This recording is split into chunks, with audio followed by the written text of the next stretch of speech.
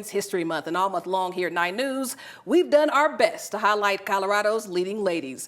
And that holds true even right here on the prep rally. So it's only right that for the finale, we end the month on the highest of notes. And who better to have join us than the first ever female to win 4 consecutive CHSAA state titles, and you won the first ever. Persaeus Gomez is in the building. Persaeus, how are you feeling today? I'm feeling very good. How are you? I'm feeling great. I'm excited you're here. I'm excited. I mean, I'm a big fan. When I first got here, they told me Persaeus Gomez. That's who you need to look out for. Persaeus is going to go for 4. Everybody was so sure of it. So let's talk about it. We just wrapped up state a few weeks ago, and you became the first girls wrestler to win 4 straight state titles in the state of Colorado. How did that feel? It felt amazing. Knowing that all of the people behind me, watching me in the stands and everything, it was such a great feeling, you know, finally accomplishing a goal I've had since I was a little girl at the age of 5, you know, oh, I want to do this, I want to do this. Like watching Daniel Cardenas do it, being the first 4-timer for Pomona as a boy, and then being able to accomplish that was just, you know, it was definitely a goal of mine that I've always wanted, and it was great being able to achieve it. I mean, I love that. At what point did you know it was possible? I think just the hard work that I put in the room and having my family behind me supporting me, them always believing me, it always pushed me to believe in myself that much more. And then again, the hard work that goes into the room, you know, it's a lot of countless hours and days and nights just training as hard as I can to make sure that I am the best and that I can do whatever I put my mind to. Absolutely. I want to know how you, I guess, you know, before a big match, you get butterflies and stuff like that. I want to know what it's like for you, because everyone there is looking at Persaeus like, oh my gosh, Persaeus, I got to get Persaeus, I got to get Persaeus. And you're just there sitting calm, cool, and collected, like zoning in. How was it for you knowing that every match, everyone's vying to beat you specifically? Yeah, I think having a target on my back definitely also, you know, pushes me to work even harder. You know, it's easy to slack off. It's easy to take the easy way out. But, you know, having all those people, that goal to beat me, it motivates me because, you know, like they want to beat me for a reason. And so I just want to push myself to make sure, you know, everything that everyone else says about me or all the doubts that people have on me, you know, it can't come through fruition because, you know, I work as hard as I do. And I believe in myself just as much as anybody should believe in me. So you do. Okay, so Ed State was at Ball Arena, by the way, for people who didn't know. Ball Arena was sold out on that final day. Over 14,000 people where the Nuggets play. Yeah. I mean, wrestling is so popular here, but to be the first woman, they had a moment. This moment right here was very special where they kind of addressed you and you know, waved to everybody as everybody's giving you a standing ovation. What was that like, being honored and them pausing and taking the time out of all the matches going on to recognize you? It just goes to show the hard work that I put in. Everyone sees it. You know, you can't deny what people are doing behind the scenes. It always comes to light. So I think it was amazing to be able to see everyone who supported me throughout my whole high school career, even the people who have known me before and were supporting me ever since I was a little girl. So at the same time, Cowhen Sierra Munger, she was in the 230 weight class, I believe. She also, maybe an hour later, got the 4-time for Cowhen. I mean, to see both of y'all in that same tournament and both of y'all be celebrated the way you have, what do you think that does for the future of women's wrestling? I think it definitely, it trailblazes a path for the younger wrestlers and the next generation of women wrestlers as well. You know, having a lot of the little girls that are in my youth club look up to me, it pushes me again. You know, I always want to be that role model for them and show them how hard your work and all the things you do can take you, and all the goals that they want to achieve, you know, it's achievable as long as they, you know, put their mind to it, they do the right things. Your first day of state wrestling, I think that was your longest match by far. And then the second one, you pinned a girl in 34 seconds. And then after that, you pinned a girl in 1 minute 43 seconds. You pinned for the 4-peat.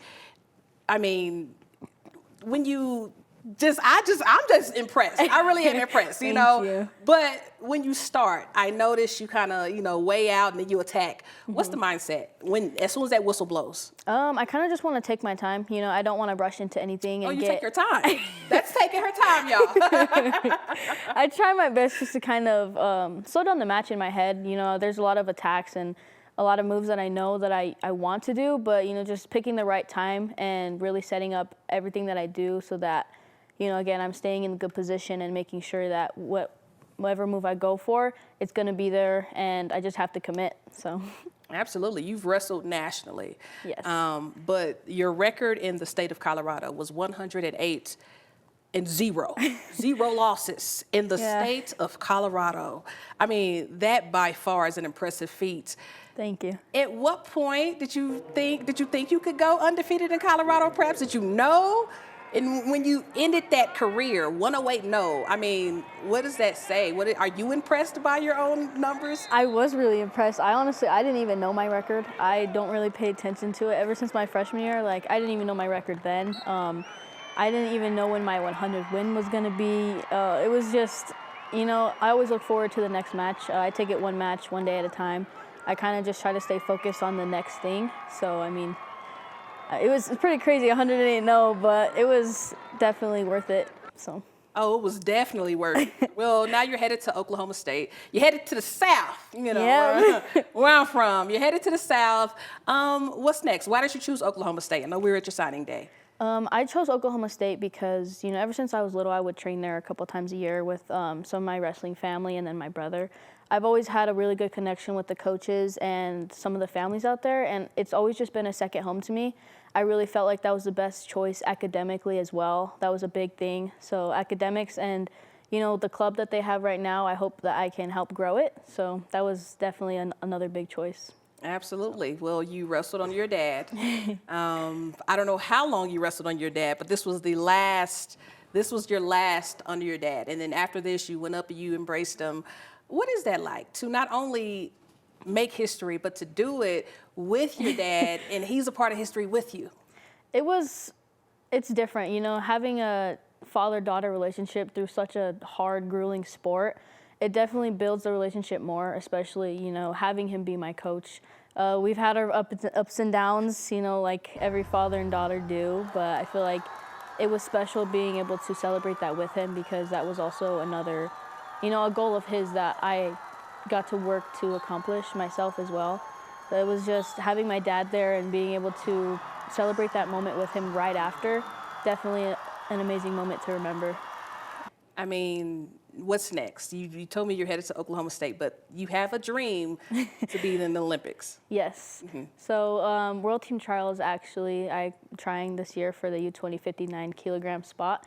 So I'm not too sure where it is this year, but World Championships has definitely been a goal of mine since I was young, too. A couple years ago, I made the Pan Am team. So I went to Women's Nationals. I ended up coming up short in the finals. But, still being able to compete for Team USA it's amazing. The girls and the coaches that you get to meet and the bonds you create with people from other countries and everything. It's a sport like no other.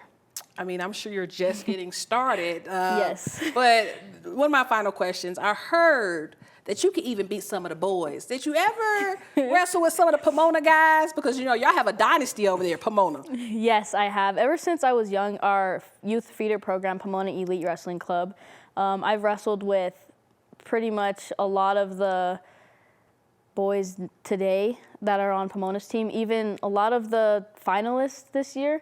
I wrestled them and even beat majority of them. So when we were little, not sure about now, but I'm pretty confident I can maybe score a couple points. So. Well, that is impressive. My goodness. I'm so happy that you came by. Thank you. Now, of course, we'll have this full interview online at nianews.com/HSS. But we have to once again congratulate Pomona and Persaeus for putting on for girls wrestling because you did that, girl. Thank you. All right. Thank you so much for joining us. And once again, you tune in for this full interview at nianews.com/HSS. Thank you for having me. Thanks, Persaeus.